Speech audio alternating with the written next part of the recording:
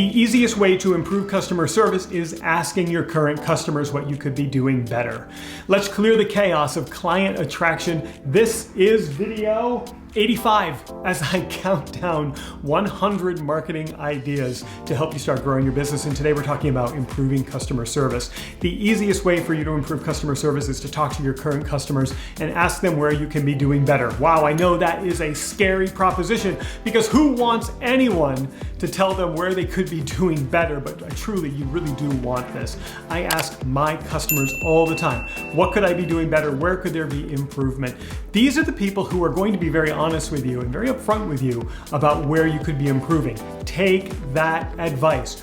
Document it all. Look for things that keep appearing, these reoccurring messages that you're getting that are telling you where you could improve, and make a plan to attack those things right away. Don't attack your clients, attack the problems and solve those problems, and you're gonna see your customer experience go through the roof because the service that you're giving them is gonna be better and better and better. All right, so make a plan right now to survey your current clients and simply say, what could I be doing better?